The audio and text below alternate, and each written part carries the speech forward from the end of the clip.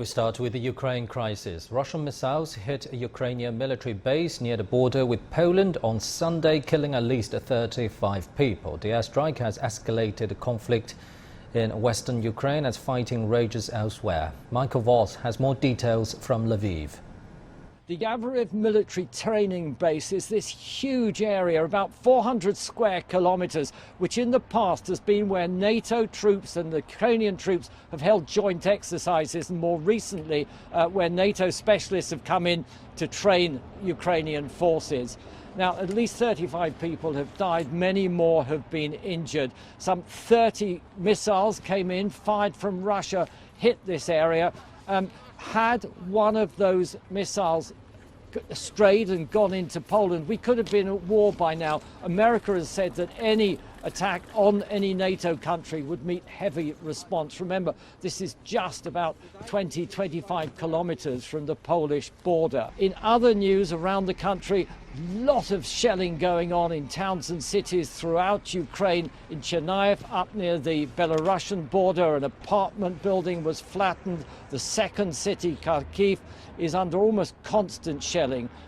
There's more shelling around the outskirts of the capital, Kiev, and the Russian tank columns are slowly trying to encircle the city. In the south, the Russians are making more gains. They've captured a few more towns in the south. It looks as if they're trying to expand the territories they're controlling in the disputed areas of Donetsk and Luhansk. And in a second town, and now for the second town in a town they've taken, they've abducted the mayor. And then there's Mariupol, in a desperate situation there. The Red Cross is saying it really has reached critical point now. People are living in basements, freezing conditions, no heating, no water, almost no food, dead bodies in the streets. There is still fighting. Russian troops are trying to get into the eastern part of the city. And for the 9th time in a row, the humanitarian aid isn't getting in. A humanitarian corridor was opened to bring trucks into the town with aid, take people out. Once again, it has failed. One other note is that an American journalist has died, believed to be the first foreign journalist to be killed in this conflict. Brent Renaud was in Irpin, to the northwest of the country, the capital. He was in a car, he was shot in a car. His American colleague was also shot, but he has survived.